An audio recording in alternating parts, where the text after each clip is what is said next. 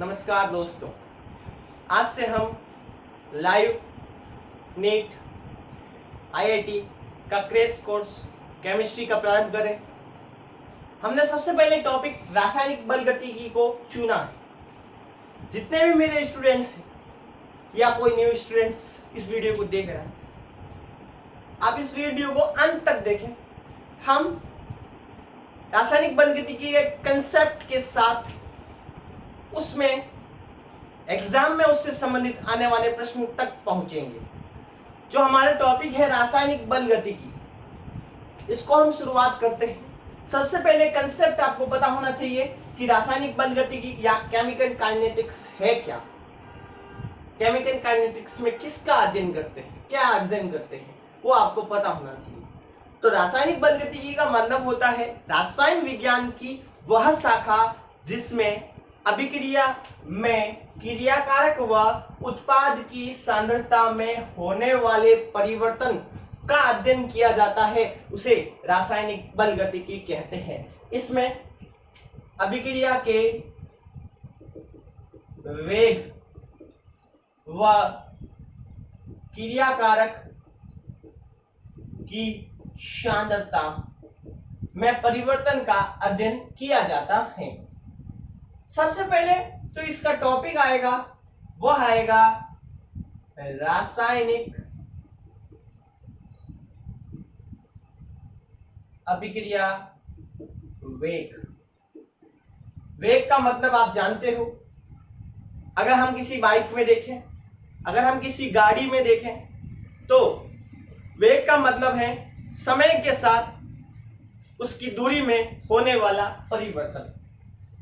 यहां रासायनिक अभिक्रिया में वेग क्या होगा? रासायनिक अभिक्रिया में वेग होगा समय के साथ सांद्रता में होने वाला परिवर्तन।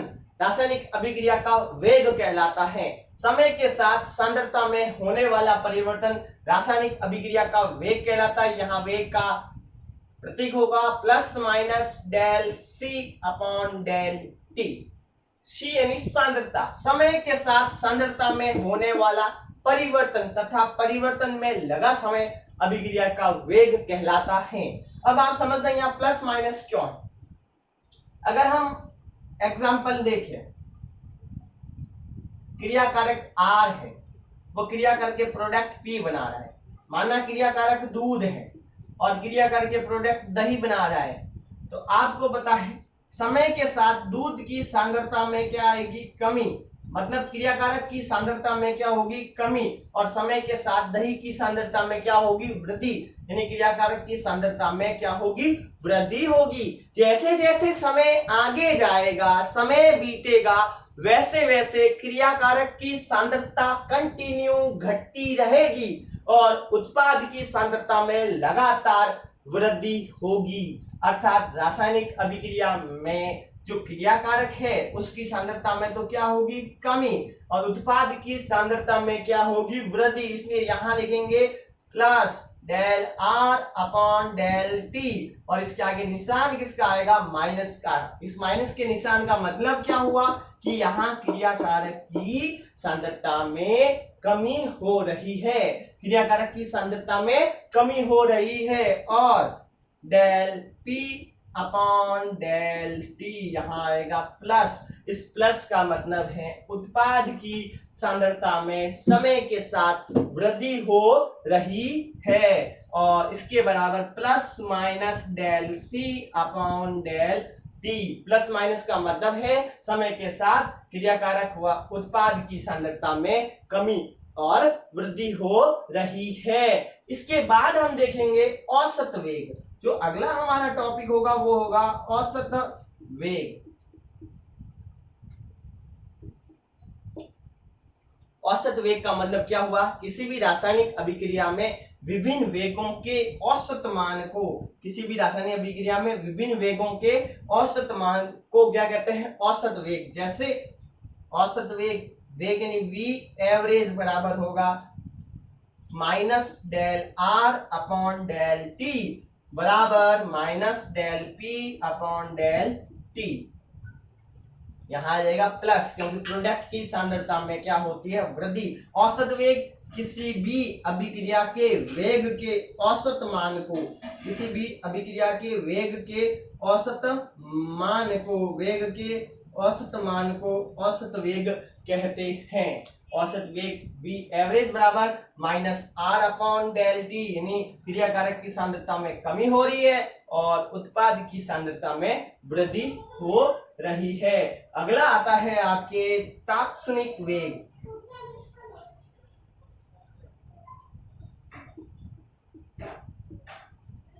तात्क्षणिक वेग, तात्क्षणिक, क्षणिक यानी किसी क्षण, किसी भी क्षण रासायनिक अभिक्रिया के वेग को उसका तात्क्षणिक वेग कहते हैं। आपको पर्टिकुलर समय दे दे कि 2:20 पर अभिक्रिया संपन्न हुई तो 2:10 पर अभिक्रिया का वेग क्या होगा, मतलब किसी क्षण पूछने, कोई पर्टिकुलर टाइम देके अभिक्रिया का वेग पूछे तो उस वेग को तात्क्षणिक वेग कहते हैं। जैसे आप समझना, ये अभिक्रिया हो रही है, इसमें क्रिया कारक की सांद्रता में कंटिन्यू क्या हो रही है, कमी, व उत्पाद की सांद्रता में कंटिन्यू क्या हो रही है, वृद्धि। तो यहां क्या होगा, del are upon del t. अब इस समय आपको पूछे अभिक्रिया का वेग, ये वेग क्या कहलाता है, तात्क्षणिक वेग। तो क्या होगा, तात्क्षणिक वेग बराबर minus D R upon D T. किसी भी क्षण अभिक्रिया का वेग क्या कहलाता है, तात्क्षणिक वेग। और यहां क्या हो जाएगा, del P upon del t. तो यहां हो जाएगा प्लस बराबर plus d p upon D t, अर्थात किसी भी क्षण अभिक्रिया के वेग को हम तात्क्षणिक वेग कहते हैं। फिर हम देखते हैं रासायनिक अभिक्रिया में स्टोइकियोमेट्रिक संबंध। फटाफट 1 मिनट का समय दे रहा हूं, फटाफट इसको नोटबुक में नोट करें या इसका स्क्रीनशॉट खींचे। उसके बाद हम देखते हैं स्टोइकियोमेट्रिक संबंध। फटाफट का समय है, 1 मिनट में आप इसका स्क्रीनशॉट खींचे या इसको नोटबुक में नोट करें। उसके बाद देखते हैं स्टोइकियोमेट्रिक संबंध।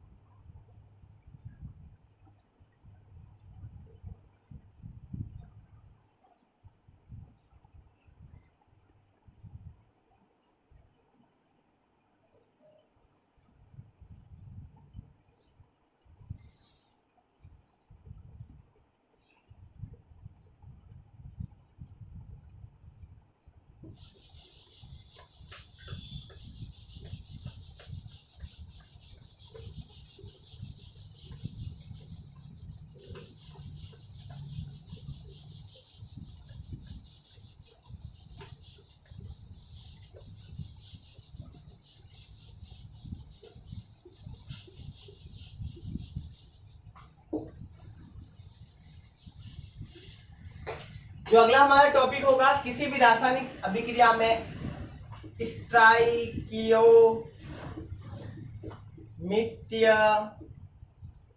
किसी भी रासायनिक अभिक्रिया में स्टोइकियोमेट्रिक संबंध। किसी भी रासायनिक अभिक्रिया में जो अगला हमारा टॉपिक होगा वो स्टोइकियोमेट्रिक संबंध होगा। आपके सामने रिएक्शन दी होगी, उसमें क्या संबंध आएगा वो हम देखेंगे। फटाफट देखना, समझना मेरी बात को। वेरी सिंपल है, आपके पास रिएक्शन है 2HI बराबर H2 प्लस I2, मतलब ये क्या है, रेक्टेन है, और ये क्या बन रहा है, प्रोडक्ट और प्रोडक्ट। इसका स्टोइकियोमेट्रिक संबंध क्या होगा आप समझना। यहाँ क्रिया कारक की सांद्रता इसकी उत्पाद की सांद्रता से क्या है, दुगुनी।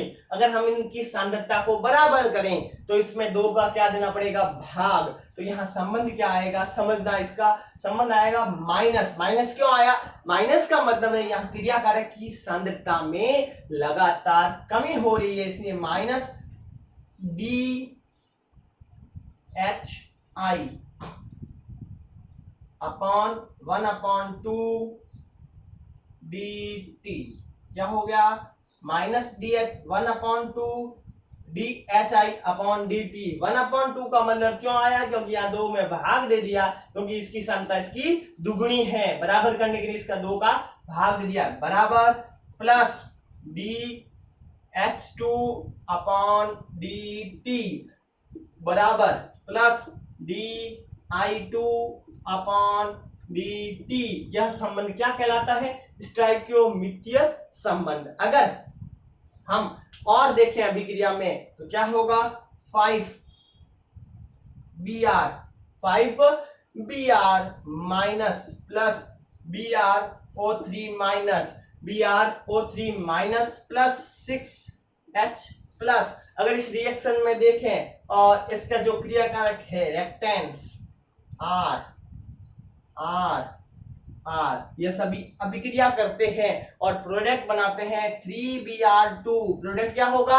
3Br2 plus 3H2O। प्रोडक्ट क्या होगा? 3Br2 plus 3H2O। और इसके अंदर स्टोइकियोमेट्रिक संबंध क्या होगा? आप देखना ध्यान से, देखो ये 5 गुना है या 1 भी नहीं है, 6 गुना है, तो जो संख्या है वो नीचे आ जाएगी, तो 1/5 क्या हो जाएगा? 1/5 Br माइनस अपॉन dt बराबर, इसके आगे निशान किसका होगा? माइनस का। पूछो क्यों माइनस का निशान? इसलिए होगा क्योंकि क्रियाकारक की सांद्रता में कमी हो रही है, इसलिए इसके आगे निशान किसका हो गया?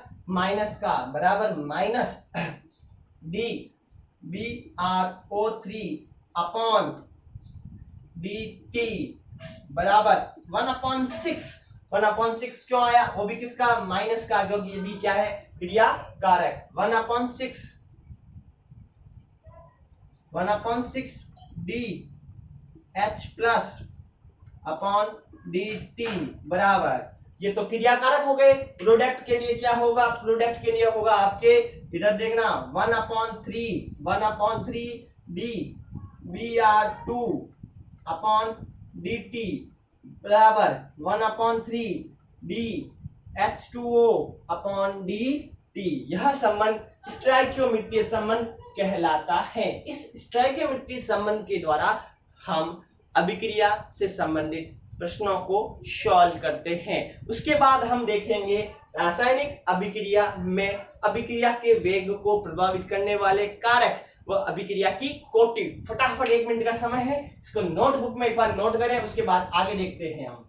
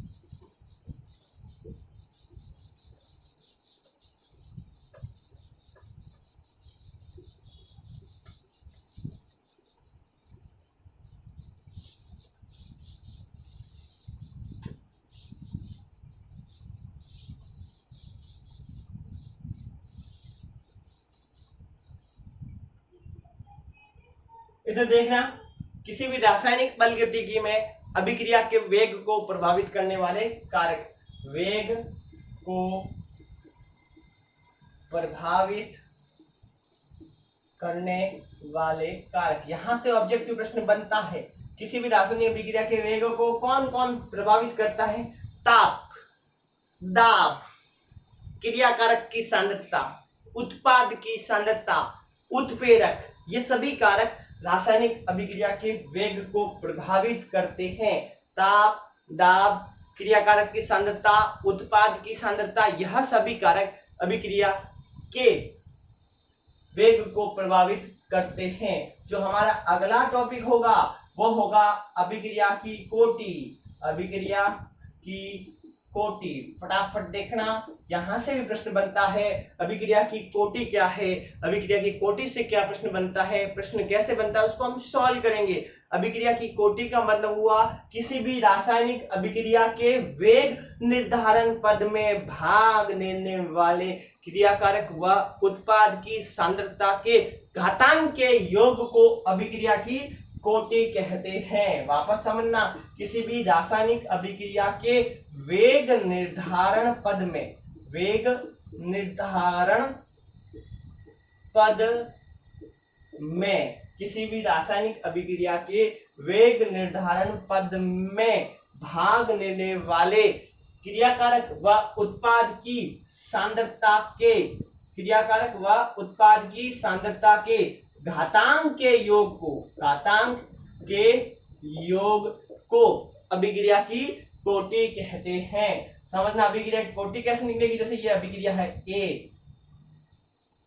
प्लस बन रहा है B से मिलकर बन रहा है C, तो अभिक्रिया के वेग निर्धारण पद है, उसमें जो घातांक का योग होगा वही क्या होगा? अभिक्रिया की कोटि। अभिक्रिया की कोटि कितनी होती है? अभिक्रिया 3 प्रकार की होती है कोटि के आधार पर। शून्य कोटि, प्रथम कोटि और द्वितीय कोटि। कोटि के आधार पर अभिक्रिया 3 प्रकार की होती है। पहली आती है शून्य कोटि अभिक्रिया, दूसरी प्रथम कोटि अभिक्रिया, तीसरी द्वितीय कोटि अभिक्रिया। ऐसी अभिक्रिया जिसमें अभिक्रिया का वेग क्रियाकारक व उत्पाद की सांद्रता पर निर्भर नहीं करता है, उसे शून्य कोटि अभिक्रिया कहते हैं। ऐसी अभिक्रिया जिसमें अभिक्रिया का वेग क्रियाकारक व उत्पाद की सांद्रता पर निर्भर नहीं करता है, उसे शून्य कोटि अभिक्रिया कहते हैं। प्रथम कोटि ऐसी अभिक्रिया जिसमें अभिक्रिया का वेग क्रियाकारक की प्रथम घात पर निर्भर करता है, उसे प्रथम कोटि अभिक्रिया कहते हैं। और द्वितीय कोटि ऐसी अभिक्रिया जिसमें अभिक्रिया का वेग क्रियाकारक की द्वितीय घात पर निर्भर करता है, उसे द्वितीय कोटि अभिक्रिया कहते हैं। यह क्रियाकारक की द्वितीय घात पर निर्भर करता है, उसे द्वितीय कोटि अभिक्रिया कहते हैं। इससे संबंधित प्रश्न कैसे आते हैं वो समझना आप। इससे संबंधित प्रश्न आप कैसे आएगा बोर्ड एग्जाम में कि देखना कि क्या प्रश्न पूछा जाता है। कोटि से संबंधित बड़ा ही इंपॉर्टेंट प्रश्न रहता है, बड़ा सिंपल प्रश्न रहता है, सीधे ही परीक्षा में इससे संबंधित प्रश्न आते हैं। तो कोटि से संबंधित काफी बार प्रश्न एग्जाम में पूछे जाते हैं। ध्यान से समझना क्या प्रश्न आता है। अगर आपको पूछे प्रश्न नंबर 1, प्रश्न नीट IIT इंपॉर्टेंट प्रश्न आपके सामने यह है कि यदि किसी भी अभिक्रिया के वेग निर्धारण पद द्वारा कोटि की गणना करो। अभिक्रिया के वेग निर्धारण पद द्वारा कोटि की गणना करो। अगर आपको ऐसे कहे कि अभिक्रिया का वेग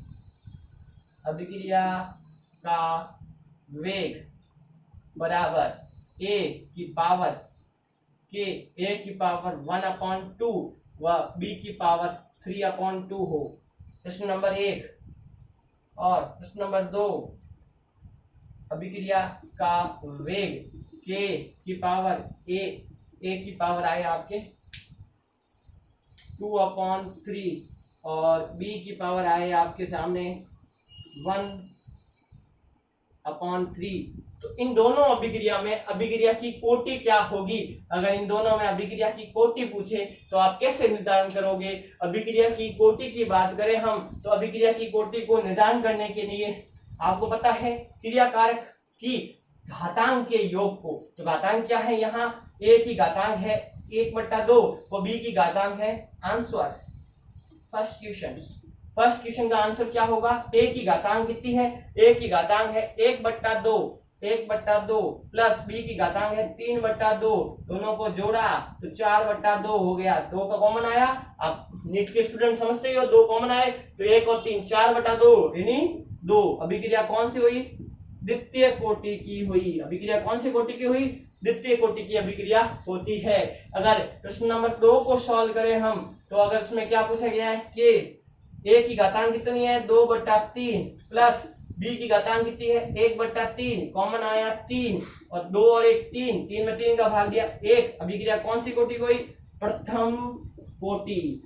सॉल्व करने पर उत्तर क्या आया? प्रथम कोटि। ऐसे प्रश्न एग्जाम में पूछे जाते हैं। इससे संबंधित बहुत सारे टाइप के प्रश्न बन सकते हैं। हम कैसे भी प्रश्न आए उनके क्रियाकारकों की घातांक को जोड़ दो और अभिक्रिया की कोटि का निर्धारण कर दिया जाता है। अब आता है एक आधा प्रश्न ऐसे पूछा जाता है, आपको मान दे दिया जाता है, अब उसमें पहचानना होता है कि अभिक्रिया की कोटि क्या होगी। तो फटाफट मैं 1 मिनट का समय दे रहा हूं, देखें इसको।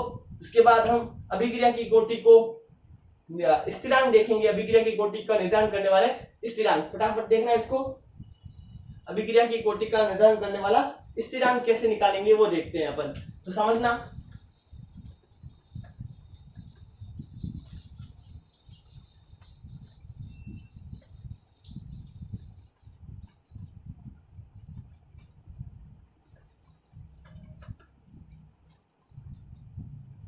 अगर आपको स्थिरांक दिया हो, स्थिरांक से कोटि कैसे निर्धारण करेंगे?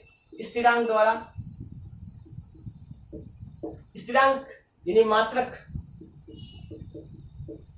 मात्रक के द्वारा कैसे निर्धारण करेंगे? ध्यान से देखना, फॉर्मूला आएगा मोल बटा लीटर, मोल बटा लीटर, मोल बटा litre 1 minus n second minus 1, mole बटा litre 1 minus n second minus 1। यहाँ एन मतलब क्या होता है? कोटि। जैसी भी कोटि हो उसका अपरक्त मान हम इसके स्थिरांक को ज्ञात कर लेंगे। अगर अभिक्रिया शून्य कोटि की हो, शून्य कोटि, अगर अभिक्रिया शून्य कोटि की हो तो उसके लिए स्थिरांक क्या होगा? समझना मेरी बात को। तो मोल बटा लीटर 1 माइनस 0, शून्य कोटि के लिए एन का मान क्या हो जाएगा? 0। शून्य कोटि के लिए एन का मान क्या हो जाएगा? 0। तो मोल बटा लीटर 1 माइनस 0 सेकेंड माइनस 1, तो 1 में से 0 जाएगा, क्या बचेगा? 1। तो आंसर शून्य कोटि का स्थिरांक क्या आएगा? मोल। ओके, लीटर ऊपर गया तो लीटर माइनस 1, मोल लीटर माइनस 1, मोल लीटर माइनस 1 सेकेंड माइनस 1। यह स्थिरांक किसका होगा? शून्य कोटि अभिक्रिया के लिए होगा। स्थिरांक mole litre minus 1 second minus 1। यहाँ स्थिरांक याद रखना, मोल बटा litre 1 minus n second minus 1। फॉर्मूले से हम किसी भी कोटि की अभिक्रिया के स्थिरांक को ज्ञात कर सकते हैं। यहाँ एन मतलब क्या होता है? अभिक्रिया की कोटि। अगर अभिक्रिया प्रथम कोटि की हो, प्रथम कोटि अभिक्रिया अगर प्रथम कोटि की हो उसमें क्या होगा? ध्यान से देखना, मोल बटा लीटर 1 माइनस 1 सेकेंड माइनस 1। तो आंसर आ जाएगा ये 1 में से 1 गया 0, तो आंसर बचेगा सेकेंड माइनस 1। सेकेंड माइनस 1 इकाई किसकी होगी? प्रथम कोटि अभिक्रिया की इकाई क्या हुई? Second minus 1। और अगर द्वितीय कोटि की हो, द्वितीय कोटि की हो तो क्या आएगा? मोल बटा लीटर, मोल बटे लीटर 1 माइनस 2, यहाँ n की जगह क्या आ जाएगा? 2 और सेकेंड माइनस 1। n का मान क्या हो जाएगा? 2 हो जाएगा। द्वितीय कोटि में n का मान क्या हो जाएगा? 2। तो आंसर क्या आएगा? 1 में से 1 गया तो माइनस 1, तो क्या आ गया answer? Mole minus 1, mole minus 1। Litre minus का उधर गया तो माइनस, मोल माइनस 1, क्योंकि 1 में से 2 गया तो माइनस का 1, तो मोल माइनस 1। 1 में से 2 गया, आंसर किसका आया? माइनस का। तो मोल माइनस 1, लीटर माइनस का ऊपर जाते किसका हो गया? प्लस का, तो लीटर और सेकेंड माइनस 1। ये इनकी क्या हो गई? इकाइयां हो गई। और इकाइयों से हम किसी भी प्रश्न को सॉल्व कर सकते हैं। अगर आपको एग्जाम में ये प्रश्न पूछे, यदि अभिक्रिया का वेग नियतांक